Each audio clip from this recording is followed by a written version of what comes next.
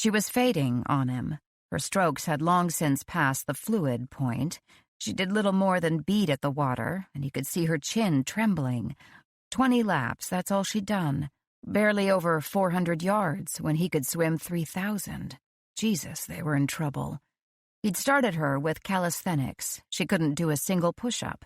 Fine. Arm muscles were a problem for some women, and she had a particularly slight build. They moved on to stretching. Her flexibility was pretty good. She did a solid 20 sit-ups, survived 20 jumping jacks. He'd moved her onto squats, and she practically keeled over on him. No arm muscles, no legs. The woman was beyond out of shape. She simply had no muscle mass, and skin and bones didn't fight very well. "Another," JT commanded. "No," Angela said, but was too tired to put any force behind her word. He scowled at her. She turned sluggishly into another lap. "You call that form?" he barked out. He needed a whistle. "I told you I'm not a good swimmer." "No kidding. And no push-ups, no squats. Honey, how have you gotten through life?" "Housewives don't do the Ironman," she snapped. Well, it was something. If all else failed, maybe she could verbally spar Big Bad Jim into the ground. She reached the end of the pool and, without his permission, clung to the wall. Her shoulders were shaking. She placed her cheek against the patio as if finding a pillow. She looked like a worn-out child. She looked like someone ought to pick her up, curl her in his arms, and rock her to sleep while stroking her hair. JT stalked away from her in a hurry. "Know what your problem is?" "No, but everyone seems to have a theory." Her lips twisted into that enigmatic, too-old smile that meant she was referring to her husband and the suitcase of secrets she wouldn't share. "You think too much." "I've heard that before." "I mean it. You're clinging to the patio, and you're thinking, I'm tired. You're thinking my legs hurt. Tell me I'm wrong, Angela." Her eyes finally opened, her lashes spiky with water. "All right, I'm tired. My legs hurt." "You have to find the zone." "The zone?" "The zone. You ever play sports?" "Sports?" "Sports, Angela. You know, football, basketball, hockey, swimming, whatever. We can look it up in the dictionary if you'd like." I was a cheerleader." "Now, why didn't I guess that?" "It's not as easy as everyone thinks," she retorted immediately. "It takes a lot of flexibility and discipline. Have you ever been able to kick above your shoulder? I don't think so. We practiced very hard, and it was brutal on the knees." "I'm not arguing. Must take some strength, too, building pyramids and all that." "Yes, but I was one of the smallest girls. I was the top, not the base." "Ever fall?" "All the time." "Get back up?" "All the time." "Why?" "Because that's what you were supposed to do." "Exactly. So you didn't think about it. You didn't say, I hurt too much, or I'm afraid, or she'll drop me again. You just got back up because you were supposed to. That's what you do here, Angela. You swim and you keep swimming without a thought in your head because that's what you have to do. And you do the push-ups and you jog and you do all the things beyond exhaustion because you have to. Then one day you'll discover you're in the zone and you don't feel your legs anymore. You don't feel your arms anymore. You exist just as motion. That's the zone. Then you can do anything." She looked fascinated. She looked awed. He wasn't comfortable with her looking at him like that. He was just telling her the facts, not revealing the laws of the universe. People thought soldiers and jocks were brutish men. It wasn't true. A lot of the Navy SEALs or Green Berets or Force Recon Marines looked more like accountants. Some of them were small enough to be nicknamed Mouse. Others were 6'4" and so string-bean skinny they could barely walk through a strong wind. Extreme performance was not physical but mental. It was focus and concentration. It was finding that internal zone where you could zero down the universe to one act, one motion, one goal. You could plow face down through mud in the pouring rain because you were not thinking of the weight of your pack or the cold sting of the rain or the taste of the mud. You were not thinking of the 2 hours sleep you'd had last night or the 12 miles you'd run this morning or the 200 push-ups and 200 pull-ups you'd done the minute before. You thought only of the next inch you had to crawl and then the inch after that. The world became a simple place. and for a moment you could do anything. Spec War super studs were not Arnold Schwarzenegger. They were Buddhist monks. And former Force Recon Marines like JT were the men who realized the zone couldn't last forever. Sooner or later, training ended. Combat ended, everything ended, and you were the same man you always were, lying on your bunk with the rage bunching your shoulders and the unrelenting memories racing through your mind. Then you poured yourself a drink. "I'll do another lap," Angela volunteered. Her eyes had narrowed. His pep talk must have worked because she looked fierce. "You do that." She pushed off with more force than grace. She didn't have a swimsuit, so she wore an oversized t-shirt and shorts. The excess material created a lot of drag and quickly slowed her down. She slogged forward anyway. Toward the end, she faltered badly, and he thought he might have to drag her out by the scruff of her neck to keep her from drowning. Her flailing hands found the patio as he took the first step forward. "No zone," she gasped. "God, this is horrible." He sat on the edge of the pool beside her and stuck his feet in the water. "You want it to be simple. It's not." "Oh, how the hell would you know? Look at you." She waved her hand at him. "You probably catch rattlesnakes by hand. How hard has any of this ever been for you? How hard?" "Not very," he agreed calmly. "I was born for this shit." "I hate you." She rested her forehead against the pool edge. He let her feel sorry for herself for a minute. Why not? There was a world of difference between the two of them. The colonel was a mean, lean bastard, and he passed his genes to his children.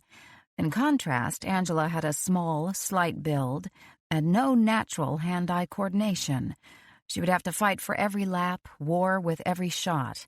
Nobody said life was fair. "Your daughter, she's for real?" Angela stiffened instantly, so he took that as a yes. "Think about her, then. Don't think about yourself. Focus on her." "What do you think has gotten me this far?" "Huh." They sat in silence. "How old is she?" Angela couldn't seem to decide how much to tell him. "4," she said after a moment. "She's 4. You have her someplace safe?" "As safe as can be expected." "Huh." "Okay, it's time for another lap." He was surprised. "Chiquita, you're pretty beat." "I have to learn how to do this. If I'm weak, then I'd better get strong. 2 more laps, all right?" "You are stubborn." She appeared startled. "I'm not stubborn." "Of course you're stubborn. You made it here, didn't you? What do you call that?" "Desperation?" she said frankly. He shook his head. "No, trust me. You're stubborn." "Really?" She looked pleased. "I'm stubborn." "Good. I'm going to need that." She pushed off while he remained sitting there, blinking his eyes and wondering if he would ever understand her. The woman had spirit. He would have liked to have met her before the world had run her into the ground.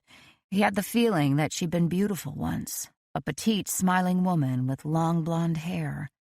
Jesus, JT, give it up. Behind him, the screen door slid open. "So, where's the mystery intruder?" JT pointed toward the pool. "Oh, for God's sake," Marion said as she walked over to the edge. "She looks like she's drowning." "That's her version of the doggy paddle." "You're kidding me." "Nope. Still think she's a fugitive?" Marion finally appeared skeptical. "I don't know," she hedged. "She doesn't look like much, but given the company you usually keep." "Gee, thanks, Marion. That's kind of you." They watched as Angela reached the edge of the pool and struggled her way back. It was a long, painful process for everyone. JT shook his head. "I don't think 1 month is going to be enough." Angela finally reached JT and Marion, her face beet red. She clung to the edge of the pool while introductions were made. The 2 women showed about as much enthusiasm as could be expected. "You can call me LB for short," Angela said. "LB?" "Lizzie Borden." "Oh." Marion had the good grace to flush. "I'll confess you're not what I expected." "I'm not a criminal." Angela tried to pull herself out of the water, but her exhausted arms wouldn't cooperate. JT grabbed her shoulders and lifted her as if she were a featherweight. She returned her attention to Marion. "In fact, I've worked with the FBI before." Whatever problems you have, I'm sure I can recommend a good law enforcement agency. No, you can't. I've been through it all. I've worked with them all. And I know for certain that law enforcement can no longer help me. What I need is someone like your brother. JT is going to help. Wait a second. JT took a quick step back, waving his hands in defense. I'm just training you. Exactly, that's the help I need. So tell me, Sensei, what's next on the list? He looked at her for a moment, then at Marion. His sister was mutinous and disapproving. In fact, the only calm person on the patio was Angela. What's your name? Marion prodded. If you have nothing to hide, you won't mind giving me your name. I have nothing to hide, and I do mind giving you my name. It's none of your business. Besides, if I remember correctly, you told JT you were here as a sister, not an agent. Ignore her, Angela. Marion can't help herself. I'm trying to offer help. Then thanks, but no thanks. Now, if you'll excuse me, I can afford only a month of JT's time, and I have a lot to learn. Is it time to eat yet? I'll make the oatmeal. JT is too dangerous with a saucepan. She headed for the house without another word. Marion released her pent-up breath in a low hiss. Jesus Christ, JT, what have you gotten yourself into now? I'm just training her on how to protect herself, Marion. How bad can it be? With you, JT, pretty bad. But that's okay, I'll keep my opinions to myself for now. Why don't you go and pour yourself another beer? I can't. You can't? He scowled. I agreed to stop drinking for the month. She arched a brow. Of course, JT. Damn it, I am not an alcoholic. Of course, JT. She smiled sweetly and walked away. JT squeezed Angela a glass of fresh orange juice. That gave Marion her first opportunity. A cold drink created condensation on a glass, ruining fingerprints. A hot drink suffered the same due to steam. A room-temperature drink was perfect. She joined them for the end of breakfast, behaved admirably by making polite conversation, and offered to do the dishes. She set Angela's glass and spoon to the side. Later, when JT took Angela outside for a walk, Marion got out her fingerprint kit and went to work. One full thumbprint and 2 partial indexes later, she called the lab. The Nogales police will be faxing you some prints this afternoon. I want you to run them for me immediately. Call me here as soon as you know. Talk only to me. Are we clear? No, I have to go through the police. I don't have a fax machine here. It's not a big deal. They're just backwater cops that cooperate. We can trust them. Nightfall. JT stood over the barbecue wearing a red-hot Cajun lover apron and grilling boneless breasts of chicken. Marion was tossing a salad and downing beers as if she were determined to pick up where her brother had left off. Tess didn't cook anything, she didn't help with anything, and JT and Marion seemed fine with that. It had been 7 years since she'd had someone cook for her. She found she wasn't very good at letting go. Her fingers twitched at her sides while the anxiety built in her belly. She was supposed to look perfect for dinner. Hair done, makeup done, dressed to the nines. She was supposed to have Samantha fed ahead of time, so she would play quietly in the bassinet, where Jim could admire his child without being bothered by her. The table had to be set a certain way, candles lit, flowers fresh, forks on the left, dessert spoon above, knife and spoon on the right. Their 3-bedroom house should be spotless, the old hardwood floor smelling of lemon wax, while the area rugs were freshly vacuumed and cleared of children's toys. Jim had chosen their house because of the beautifully carved wood trim around the fireplace and windows. In other old homes, some generation always made the mistake of painting the trim white or cream or olive green. Fine old wood latexed out of existence. Not in their home. Jim had turned the original oak trim over to her like a precious gem. It had survived 120 years. It gave their home the class and elegance befitting a decorated police officer. Nothing had better happen to the mantel or the banister or the door jambs on her watch. When Samantha was 1 year old, she'd gotten her hands on a spatula covered in spaghetti sauce. She'd waved it with glee, promptly splattering red dye No. 5 all over herself, the walls, and the oak windowsill. 2 drops on the 120-year-old wood, and Teresa couldn't get them to come all the way out. She tried Formula 409, she tried mayonnaise. She set a plant there on a lace doily and hoped Jim would never figure out that she'd failed in her mission. 2 weeks later, he dragged her out of bed at 2 a.m. He took her down to the kitchen. He handed her sandpaper and stain. And he stood over her until 7 a.m., supervising her sanding down and restaining the window frame, his arms crossed and his face grim. Samantha began to cry upstairs. Jim made her continue to work while her arms ached, her eyelids dragged down, and her daughter sobbed her name in the little room above. Tess curled her fingers into the lounge cushion to get them to stop shaking. Those days were gone. She could rest if she wanted. She could wear old shorts and a t-shirt to the dinner table.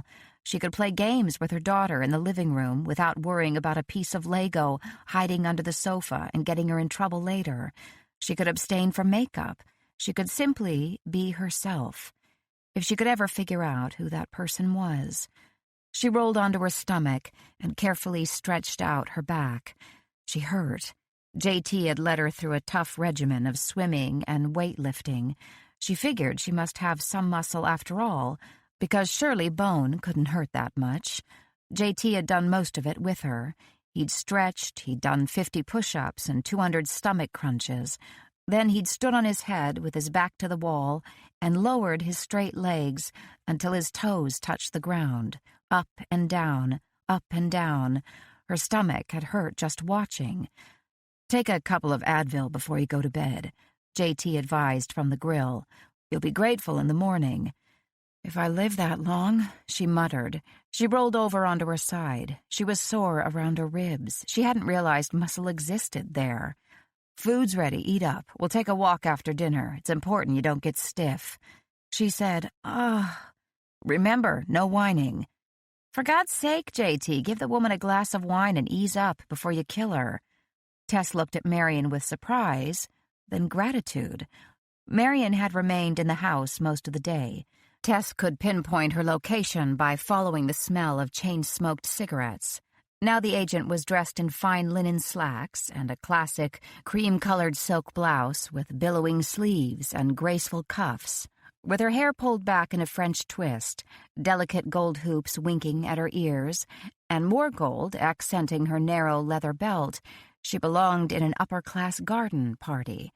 Her face, however, ruined the impression. Her delicate features were frozen into a hard look. Her blue eyes perpetually narrowed into a stern, suspicious stare. When she walked, she had the fast, determined footsteps of a woman who would mow you down if you didn't get the hell out of her way. If Marion McAllister had met Jim Beckett, Tess was sure she would have fired her gun first and asked questions later. They ate out on the patio. Marion served a salad with a light raspberry vinaigrette. JT barbecued chicken, accompanied by dirty rice and beans. She needed protein, he told her, and dumped an extra spoonful of rice and beans on her plate. She ate everything, discovering an appetite that was powerful and foreign to her.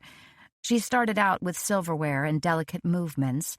Then she gave up and followed JT's example, greedily tearing the chicken into strips and popping them into her mouth with her fingers.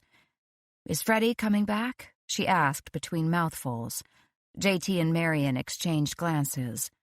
"No," JT said, his gaze never leaving Marion's. Marion simply shrugged. She ate only the salad and half a chicken breast. After warring with herself for a full minute, Tess helped herself to the other half. "Go easy," JT commented. "I know how to eat." He raised one brow, but shut up. For all his words of caution, he ate 2 whole chicken breasts and 3 helpings of rice and black beans. He chewed voraciously, chasing down his food with long gulps of iced tea, and every now and then she saw his gaze slide to Marion's beer with barely tamped hunger.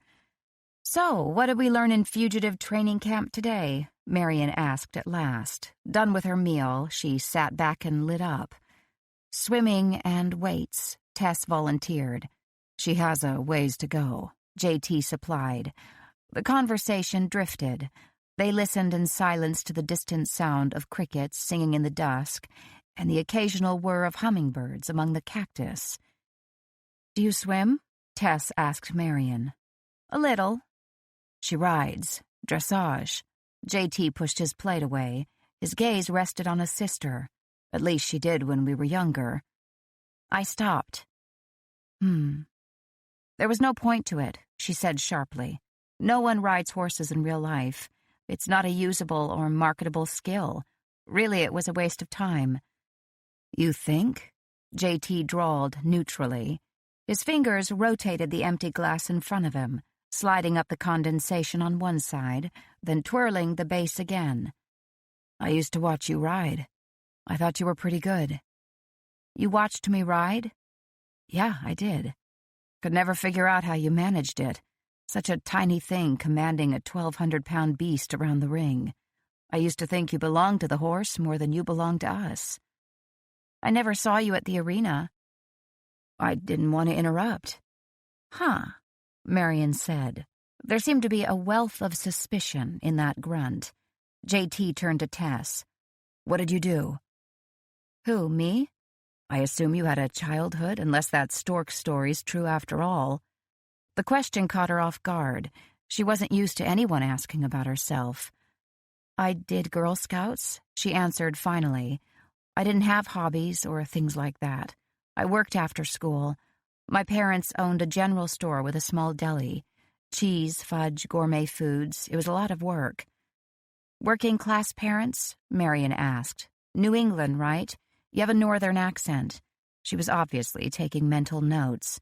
Down, girl, JT said lightly. He offered Tess a crooked grin. Forgive, Marion. Unlike you, we never worked as children. Our father did the smart thing and married money. Now, Marion is hell-bent on overcoming this stigma by turning into a workaholic. We can't take her anywhere anymore. She's liable to arrest the host for income tax evasion. One of us had to have follow-through. You certainly don't. Marion stubbed out her cigarette and reached for another. She said to Tess, You want to know a little bit about your hero? Well, let me tell you. Uh-oh, JT said. JT at 17. He's into orienteering. Do you know what orienteering is? Tess shook her head. Tension swept over the table. JT hadn't moved, but his expression was tighter. Lines had appeared at the corners of his mouth. Marion leaned forward and plunged on. Orienteering is a sport from Scandinavia, developed during one of the world wars. Basically, you're turned loose with a detailed topographic map of an area and 13 controls. Flags, JT supplied.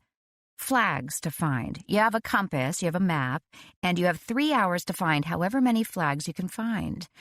It can be brutal. The courses are rated for difficulty, and the truly advanced ones, the red and blue courses, aren't even forest trails. They're just flags left in the forest. You get to plow through the underbrush, hike up mountains, cross teeming rivers. People get lost. People get injured. You have to know what you're doing.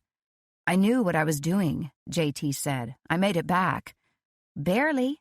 Marion returned her attention to Tess. So here's JT, 17 years old and already arrogant. You think he's insufferable now? You should have known him then. I was a saint. Get over it. These competitions, Class A meets, are a big deal. You compete by age group, and prizes are given out. Our father always dominated the blue course, the hardest level. He always won first prize. Then we have JT. He's still too young for the blue course. He's 17, and the toughest course for him is the red, and he's good. Everyone thinks he'll win it, and everyone's talking about how the father will take the blue and the son will take the red. The colonel's already choosing the spots on the mantle. Her jaw set, her gaze hardened. Morning of the meet. Morning of the meet. Does JT register for his category in the red course? No. He registers for blue. A 17-year-old kid registering for blue. I'd already done red, JT said. I wanted something new. You would have won. Trophy's nothing but cheap metal that gathers dust. So what happened? Tess demanded to know. Einstein here, Marion supplied in a low growl, goes running off in his orienteering suit. 3 hours later, he's nowhere to be found. 2 hours after that, they're arranging the search parties when all of a sudden from the underbrush comes this huge commotion. Thrashing and cursing and swearing. Mothers are running to cover the ears of their children. And lo and behold, it's JT. half of his face scratched off, both of his hands mutilated, and his ankle in a twig brace. He'd fallen off the side of a hill. It happens. It wouldn't have if you'd stuck to Red. It did, and I made it back. He turned to Tess with a wicked grin. Walked 2 miles on a broken ankle. How's that for cojones? More like stupidity, Marion muttered. The Colonel was impressed. JT's voice was deceptively innocent, but Marion flinched. That was the kind of thing Daddy liked. JT continued, his eyes fastened on Marion's face. Enduring pain, having balls, walking on broken bones, being an MAN. Marion remained silent. Between her fingers, the cigarette trembled. He was wrong, you know, JT said. His fingers spun away the glass in front of him. He should have let you compete, Marion. The orienteering, the Civil War Reenactment Society. I taught you how to read the compass. Do you remember that? No. What about my percussion rifle? You watched me carve out the stock from the black walnut during the afternoons. Do you remember that, or did you block that out too, Marion? Did you leave all the memories behind? Marion remained mutinously silent. I remember, JT said softly. I remember you watching me forge the barrel and locks. Took me a year to carve out that damn rifle, and you watched every day. I remember you trying to pick it up. You must have been 10 or 11. But at 4.5 feet long and a front heavy 12 pounds, it was too big for you. You couldn't get the end of the barrel off the ground, so you poured the powder in it instead and rammed down the patch and ball with the rod. Then I lifted the rifle waist high so you could half-cock it, place the percussion cap, and move it to full cock. All that was left for me was to raise it to my shoulder, aim, and fire. Do you remember that, Marion? Do you remember any fucking thing? You're lying. Why, Marion? Why would I lie about that? Because that's what you do, JT, invent fantasies. About percussion rifles? You can't stand the truth. You can't stand knowing just how much Daddy gave you, just how much Daddy favored you, and just how badly you fucked up anyway. JT's knuckles whitened. Then abruptly, JT pushed away. Sure, Marion, that's it. He stood and began gathering dishes. Everything happened the way you imagined, and Daddy's only crime was shutting you out. You do have follow-through. If you'd done orienteering, you would have won the trophy. We'll never know, will we? No, we won't. At least you have trophies from dressage. Who the hell cared about dressage? You did, Marion. Marion rose. She wouldn't look at JT. She grabbed 3 plates, creating more noise than necessary, then stalked through the sliding glass door. JT's gaze remained on the door. His hands held 2 glasses in midair. You'll have to forgive her, he murmured after a bit. She can be very intense. He gathered more dishes, his movements short and choppy. Want to hand me that bowl? I'll help. You don't have to. You must be sore as hell. He wouldn't look at her. His gaze fixed on the table, his voice brusque. Still, she could see the darkness rolling upon him, bunching the muscles on his neck, rounding his shoulders. The patio lights washed over his face, but couldn't penetrate the shuttered look, masking his expression. Just his hands moved, long, calloused fingers reaching, grasping, stacking, thrusting, lifting, slamming, rapping out a staccato beat of frustration and anger that ran all the way through him and deep into the ground. Take some Advil, he commanded crisply. Get some rest. You got a hell of a lot of work ahead of you, Angie. None of it's going to be easy. All right? She still didn't move. Get in the house, Angela. I could carry something in. I don't need any help. She remained standing beside him, not sure what she wanted, and not sure why she stayed. She studied his face, looking for something that eluded her. His expression didn't offer her any miracles. You and your sister, you grew up doing this stuff, didn't you? What stuff? He finished stacking all the plates and bowls. Now he gathered silverware. Orienteering and the Civil War reenactment. Horses and hunting. Swimming. I did it, not Marion. The Colonel was more interested in his son than his daughter. It worked for a while. Then I got too old and stubborn, stopped winning the trophies, got sick of shooting Bambi. and maybe the colonel stopped trusting me with a gun in his presence. The colonel wasn't stupid. Tess shivered. No more father-son outings, JT announced. I joined the swim team and became the 1-mile freestyle champ for Virginia instead. The colonel thought swimming was for sissies. I think he had something against men shaving their legs. He gathered up the glasses. I wish I'd learned all that, Tess said softly. I wish my family had been into those kinds of things, that I'd had an older brother or uncle or anyone to teach me about guns or self-defense or survival, even how to read a compass. I wish I'd known it sooner. JT turned toward her. His eyes were empty and spiritless. Yeah, Marion and I, we're tough. We're just so damn tough. He carried dishes to the house.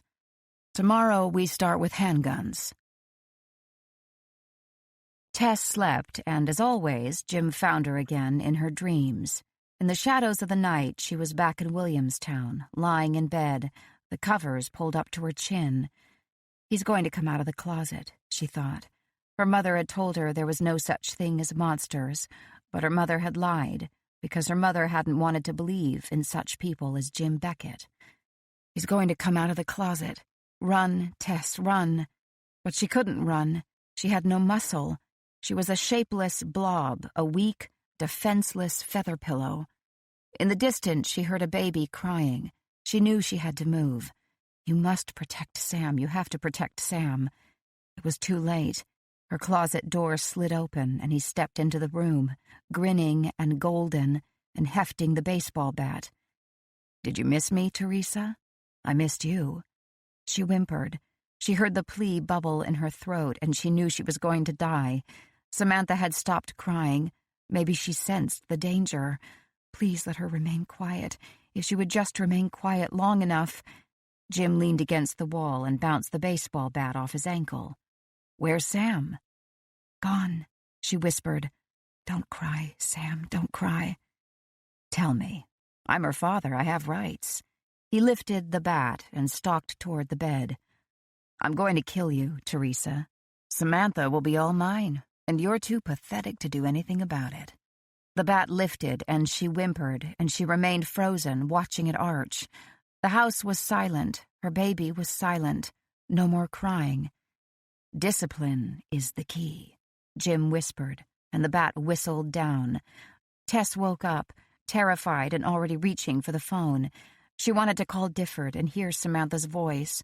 Her fingers clenched convulsively around the receiver as she lay in bed, her chest heaving, the sweat rolling down her cheeks. Slowly, she forced her fingers to relax. It was dangerous to call Sam at the safe house, dangerous to do anything that would connect her daughter to her. If you really want to keep her safe, Difford had told her, you have to let her go. So Tess let her go. Tess hugged her baby, kissed the top of her sweet-smelling head, and let her go. And now she curled up in her bed, hugging her pillow as if it were her daughter, and thirsting for the scent of baby powder. 6 a.m., Massachusetts time. Sam would be at the waking edge of slumber. Did she sleep well at the safe house, or did she have nightmares the way she sometimes did? During those times, Tess would crawl in bed beside her and whisper the story of Cinderella, with Sam cradled in her arms and smelling like Johnson & Johnson's No More Tears shampoo. They would both make it through the night, and in the morning, like any child, Sam would smile and be happy once more. Tess wanted so much more for her daughter than running from city to city and living in fear. She wanted Sam to grow up feeling smart and strong. She wanted her daughter to know she was beautiful and loved because Tess's parents had never told her any such thing. She wanted Sam to be happy, and the desire made the darkness sweep over her like a wool blanket, stifling her. She wasn't sure how to give the gift of joy. She wasn't sure how to be a good parent. She had no examples to follow. 4 a.m. She crawled out of bed, shaking and shivering and feeling her leg throb. She saw Jim stepping out of the closet and heard the crack of the baseball bat connecting with her leg. I'm going to kill you, Teresa. Sam will be mine. Tess padded through the silent house. Not knowing what else to do, She followed JT's lead. She jumped into the pool and started to swim. Edith Mager took pride in her garden. She'd lived alone all her life, never having found Mr. Right, and by the time she was 40, she knew she was destined to be a childless spinster, and that was that. She adopted her garden instead, each flower, stalk, and leaf becoming precious to her. She worked outside every day, spring through fall. In the narrow 6 streets that served as her tiny neighborhood, she was widely regarded as having the best yard, and even that new couple who bought the house on the corner kept their big, pawing Labradors at bay. She was outside now, preparing her flower beds for winter. Late September was generally beautiful in Lenox, Massachusetts, the trees turning a rich gold, the sky an unbelievably bright blue. This year, however, the weather was turning cold unusually fast. On the news, they were already issuing frost warnings, and even the diehards who vowed never to turn on their furnace until the 1st of November were beginning to think twice. Edith hadn't decided whether she was prepared to turn on her heat yet, but she was definitely tending to her garden. She believed firmly in being prepared, which was why she'd been able to retire from her bank teller job at the age of 60 instead of slaving away until 65, as so many others had. This afternoon was perfect for gardening. The huge maple tree in her yard reflected a dozen shades of gold, and the slowly sinking sun made the leaves even deeper. When Edith breathed in deeply, she caught the rich odors of drying leaves, fertile earth, and mulled spices. Some people worked on their gardens in the morning, but Edith had always preferred dusk. Yesterday, she'd gotten word that her dear neighbor, Mrs. Martha Olson, was finally returning from Florida. Given the news that that horrible serial killer, Jim Beckett, that was his name, had just escaped from Walpole, Edith was looking forward to Martha's return. Living next to an empty house no longer seemed safe. Edith reminded herself every night, as she locked up her tiny 2-bedroom bungalow, that she had nothing to worry about. Her community was a small one. A quiet one. The heart of Lenox boasted old, beautiful Victorian houses that had once been the summer homes of Boston's elite. Edith Wharton had given Lenox its claim to fame by building her mansion on the outskirts of town. Neighboring Tanglewood spread its lush green grounds, an unbelievable mountain view for people who appreciated the Boston Symphony's fine music and Mother Nature's even finer grandeur. Between Tanglewood and the Wharton mansion, Lenox saw a fair amount of tourists during the bright summer months and brilliant fall. Now, thanks to the unexpected cold spell, Lenox was already taking on its winter rhythms, tranquil and slow. Nothing much happened in Edith Mager's community since a few years before, when the Joneses' oldest son had broken his arm in a car accident. Every now and then, however, Edith had these spells. Not often. It had been years since the last one, but she was having them now, and sometimes at night she found herself lying awake, just listening to the sound of her own heartbeat. She looked over her shoulder more, too, as if expecting to see something awful. Her great-great-grandmother, Mager, supposedly had had the gift of sight. Edith didn't believe in such things. She trusted only the earth, the power of Mother Nature, and the beauty of her garden. Which was why, when she looked up now and saw the ephemeral image of a thin blonde girl standing at the base of the old oak with blood on her face, Edith shook her head and said, "Don't you do that to me." The vision politely vanished. Edith went back inside her house and brewed a strong cup of black tea. "Don't stand there." "Why not?" JT grabbed her arm and dragged her toward him. "Because that's a jumping choya." Tess glanced at the stubby, fuzz-covered cactus, then gazed at his long, tanned fingers, still wrapped tightly around her upper arm. "So?" He shook his head, massaging his temples with one hand. His eyes were bloodshot, his cheeks thick with beard. For a change, his black hair was pulled into a ponytail, and he donned a worn T-shirt and a pair of sandals. They were his only concessions to civility, however. He'd gone 24 hours without alcohol and was hell on wheels. "Jumping, choya, Angela. See all those tiny furry spurs? Trust me, you won't think they're so tiny and furry when those glow kids leap onto your arms and hook into your skin. But it's just a plant. As she said this, however, she was eyeing the cactus with suspicion and taking a step closer to JT. It's a particularly talented plant. He released her arm, then stepped away. He was definitely cagey. In contrast, she felt optimistic. She didn't care how much oatmeal JT made her swallow or how many laps she swam. She'd never be able to compare to a man's strength. But a gun. As JT lifted the small, silvery semi-automatic out of the case, she nodded. She was going to become a master marksman. That would be her advantage. Jim might be stronger than her, and he might be faster than her, but not even the omnipotent Jim Beckett could outrace a bullet. In the hot, dusty desert of Nogales, Tess was going to become the next James Bond, licensed to kill.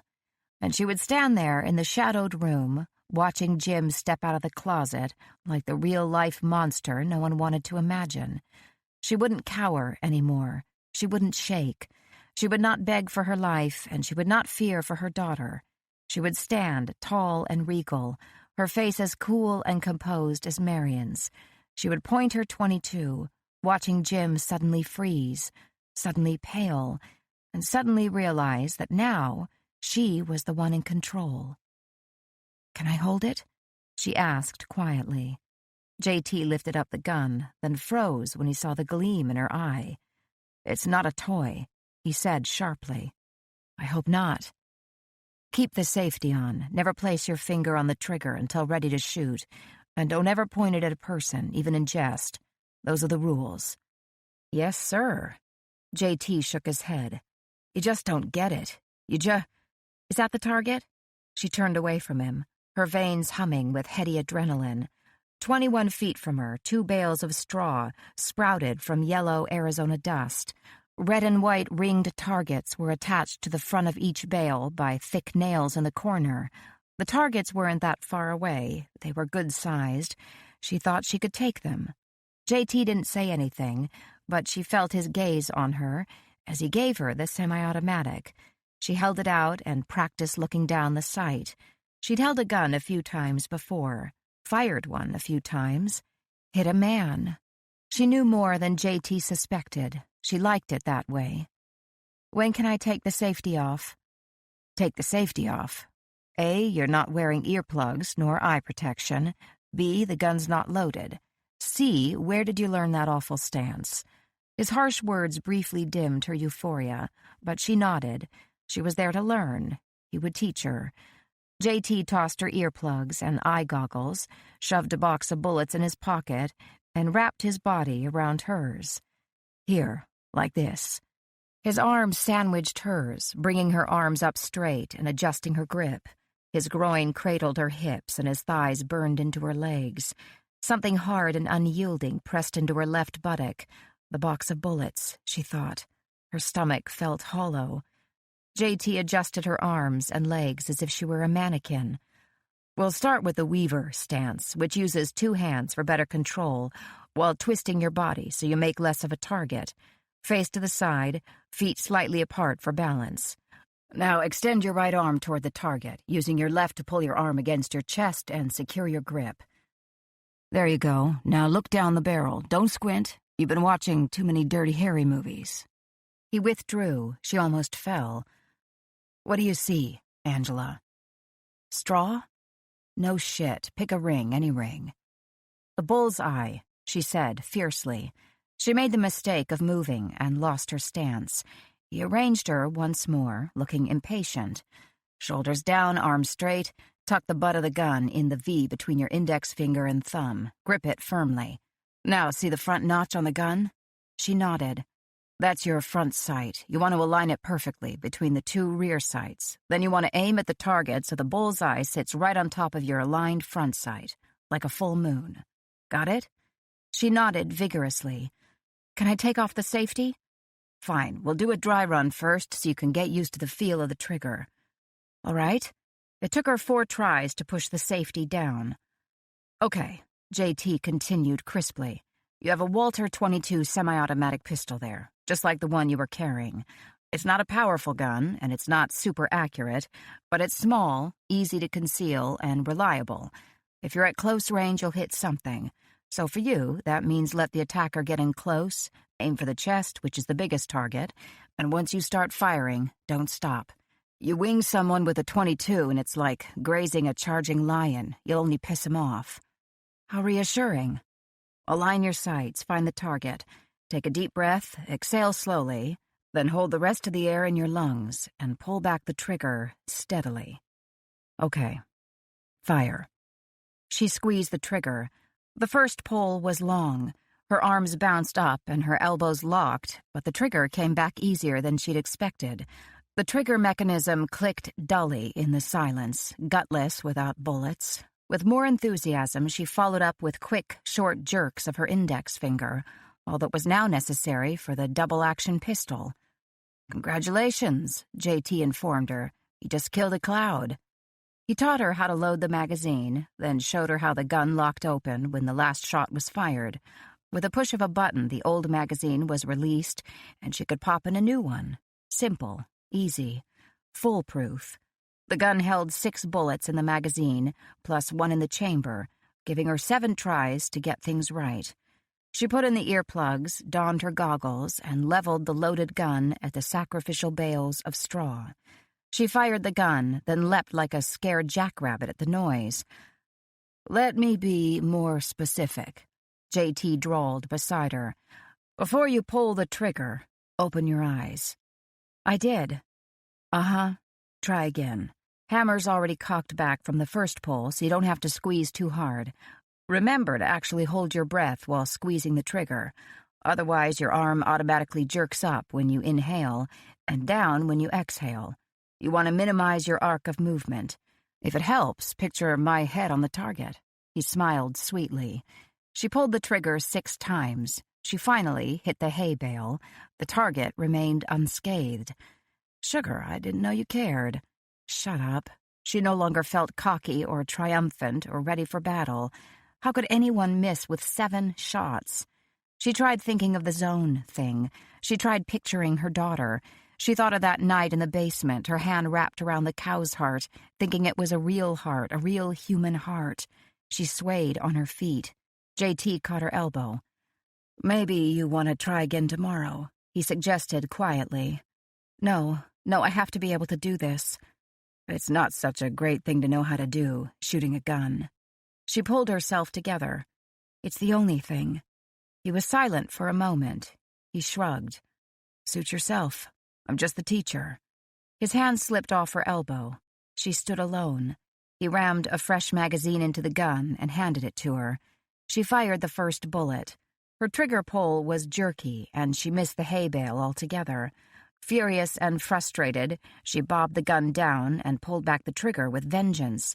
She finally hit the edge of the bale, then she hit it again.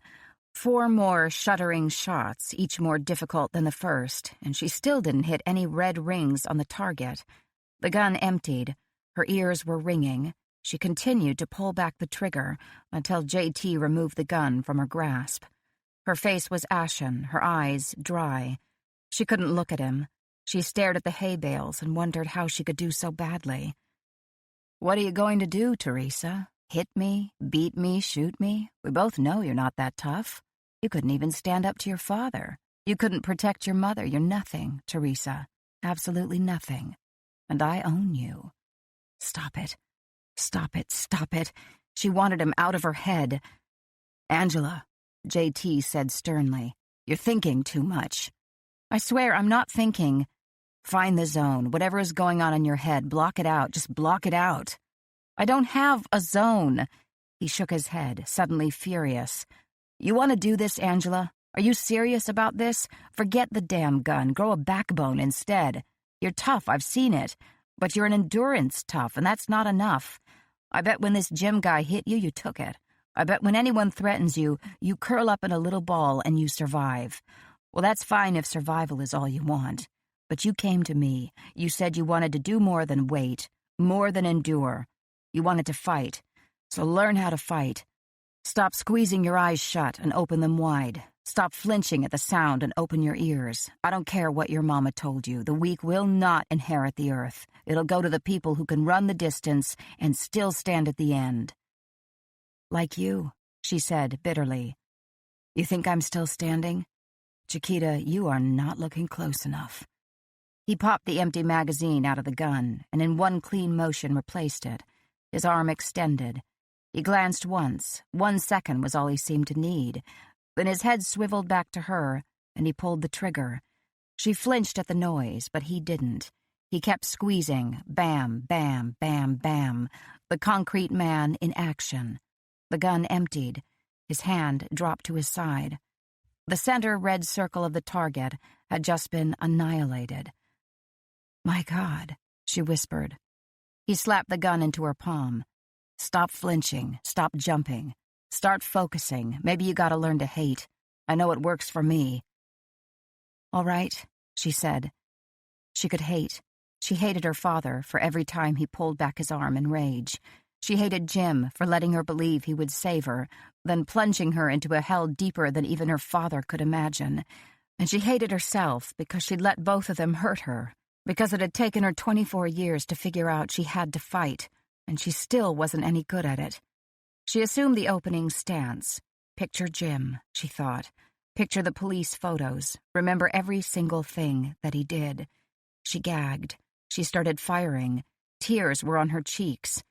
You're blind. You're stupid. You didn't see who he was. You didn't stop him sooner. But I figured it out before anyone else. I stopped him eventually. I fought, damn it. Too late. Not good enough. How could you have let him use you like that? I was just a kid. A mixed-up kid, and he chose me for just that reason, because he knew how much I wanted someone to love me, how much I needed anyone to love me. He knew you were weak.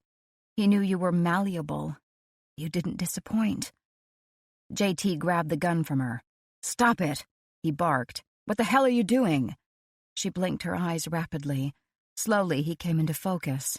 Her ears were ringing from too many gunshots. Red dust was glued to her cheeks. She looked at him. She looked at the hay bales. Straw had flown in all directions from the top of the bales. She'd finally hit the white fringe of the target with a couple of shots. The red rings remained intact. You're not paying attention, JT raged. You're pulling the trigger like Dirty Harry, and your mind isn't even on it. And that's blasphemy, lady, pure simple blasphemy. I'm trying, damn it. She was furious, not at him, but he was available, so she chose him. She stabbed her finger against his chest. I hired you to teach me, damn it. If you're so great, teach me how to fire this thing. Fine, he said tersely. Fine. He stepped behind her without foreplay. She was flattened against his body, her shoulders molded to his chest, her hips against his groin, her thighs against his thighs. His chin settled on her shoulder, and his breath whispered across her neck. Point, he ordered. She brought the gun up. Aim. She sighted the target. I said aim, Angela. What are you trying to shoot? The dirt? The sky? A cactus? 2 hay bales aren't enough for you? I am aiming. Look down that barrel, woman. Picture your husband. JT muttered in her ear. Picture his face as that bullseye, sugar, and give him hell for what he did to you. Her body stiffened, her arms leveled, and her eyes narrowed. Suddenly she felt very calm and very cold. She sighted the target, steadied her grip, and with a triumphant flood of adrenaline, yanked back the trigger. The bullet sailed so far wide of the target, it was going to have to catch a train to get back to Arizona. She stood there, shocked and appalled. Shit, JT murmured, then shook his head and rolled his shoulder. He stepped back. We'll try again tomorrow, Angela. You have 3.5 weeks. She looked at the target again, then at the gun in her hand. It had betrayed her. The gun was supposed to be her advantage. If she couldn't shoot, how could she win? If she couldn't outfight, outrun, or outshoot Jim, how was she going to win? But I hit him once before. You shot your husband? I hit him in the shoulder. It was solid. She shook her head in a daze. He was moving at the time. Maybe he ran into the bullet. You shot your husband? JT's brows knit into a single dark line. What else was I supposed to do? Let him beat me to death with a baseball bat? What? She wasn't paying attention to him anymore. She threw the gun to the ground. JT snapped his hand around her wrist. Don't do that. A gun isn't a toy. If it had been loaded, you could have shot us both. Well, then at least I would have finally hit something. Don't take it out on the gun, and don't take it out on me, Angela. It takes time to learn these things. Did you think the money would buy you a sharpshooter's badge? You don't get it, she cried. Her gaze went to his fingers, tight and strong around her thin wrist. Those fingers could snap her bone, the way Jim's fingers had wrung her neck. You don't know. You don't understand the things he did. Her voice cracked. I lied to you, JT. I lied. He went rigid. I don't like lie. I thought if you taught me it would be enough. But let's face it, 3.5 weeks won't be enough. You have to help me, she whispered. You have to. Don't tell me what I have to do. He released her wrist. One quick movement, and he'd brushed her off as if she were nothing but a clinging choya glokid. You don't Shut up. She realized then that she'd been wrong. She'd thought him unaffected, but he was over-affected. His face contorted, his fists clenched at his sides. There was anger and there was rage, and then there was an emotion too potent to describe, something that had been poured into him at creation, and he was consumed by it, from the inside out. He took 2 steps forward, and she shrank back. What is it with women? Can you tell me that, Angela? You come here, you barge into my life, and what the hell, I let you stay. I tell you who I am, I tell you what I can give, and maybe I'm hard, and maybe I'm crude. Maybe I want beer so badly I'm waking up in a sweat in the middle of the night, but I haven't touched one sugar. I told you what I could give, you told me what you wanted, and we struck a deal. And now you want to change the rules? Now you suddenly want more, and I'm the bastard for not giving more? Lady, I've been down the hero path, and let me tell you, the laurels don't fit. I know they don't fit. I don't try to get them to fit. I don't give a damn that they don't fit. I will not play that game again, you hear me? I will not play that game. His hair slipped free from its band and flew around his face. She could feel his hot breath on her cheek, the strength of his body bending over hers. She said, Liar. He stiffened as if struck. What? It was daylight, and the sky stretched out blue and unchecked as only a desert sky could spread. But he squeezed her view down to just his presence, just his black, glowering, threatening presence. She brought her chin up. She couldn't shoot a gun, so she might as well talk smart. You can say what you want, but I know more about you than you think. You're not as cold as you pretend. You care about your sister very much. You obviously loved your wife and son. Oh, those are great credentials. My sister hates me, and my wife and son are dead. I'm going back to the house. Wait. Her hands reached for him. He slapped them down. I thought you didn't trust anyone, Angela. I thought you said you were going to take care of yourself. The word stung. I'm not as good as I thought. Learn to be better. He yanked open the gun case, stuffed the gun and spent shells back in, and walked away.